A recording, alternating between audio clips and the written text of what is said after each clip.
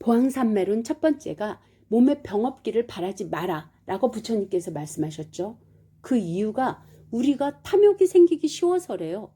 우리가 몸이 너무나 아플 때에는 오로지 소원이 아프지 않는 것 뿐이잖아요. 우리 오욕, 식욕, 성욕, 수면욕, 재물욕, 명예욕이 다 필요 없어져요. 오로지 나는 아프지만 않게 해주세요 라고 기도하잖아요.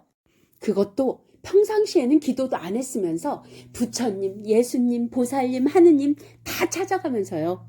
그래도 기도를 안 하는 것보단 하는 게 훨씬 좋습니다.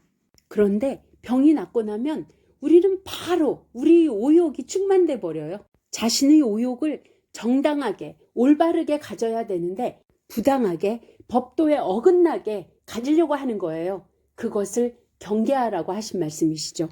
오욕은 우리가 갖고 있는 기본 욕심이지만 넘치게 부당하게 탐욕스럽게 내지 말란 말씀입니다.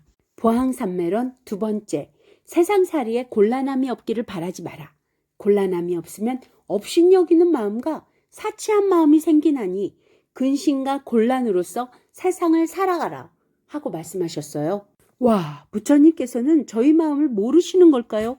저는 병도 없고 편안하고 평온하며 행복하게 살고 싶은데 병 없기도 바라지 말라고 하고 근심과 곤란으로 세상을 살아가라 하시니 저희 보고 불행 속에서 살으라는 얘기일까요? 부처님께서는 이런 장애 가운데에서 보리도를 얻으셨기에 우리에게도 보리도를 얻게 하기 위해 말씀하신 것이라는 생각은 듭니다. 아마도 부처님께서는 부처님과 똑같은 마음을 갖고 있는 우리 오욕 칠정을 속속들이 들여다보시고 우리들을 위해 말씀하신 거라 생각됩니다. 우리는 자신들을 너무 오해하고 착각하고 있어요. 자기 자신을 잘 모르고 있다는 거죠. 자신의 오욕 칠정을 채우기 위해서는 우리는 별별 짓을 다 할 수 있는 존재들입니다. 아니라고요.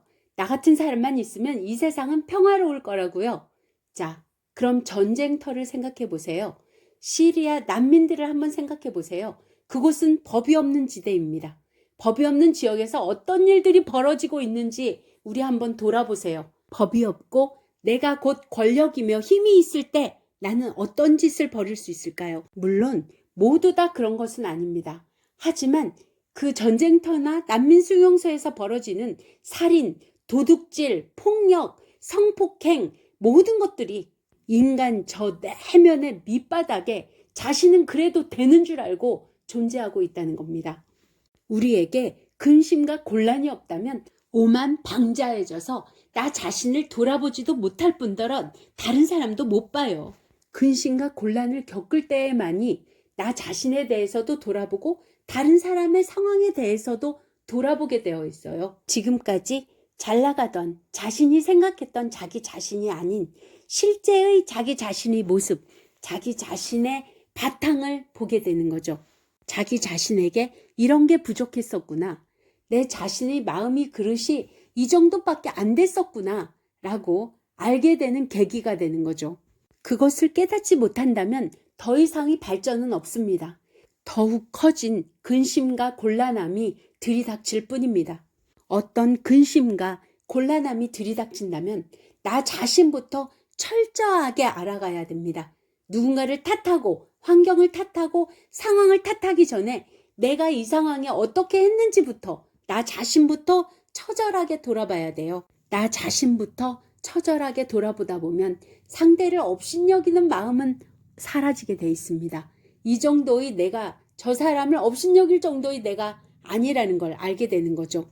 그리고 자신의 그릇과 자신의 역량을 깨닫게 됩니다.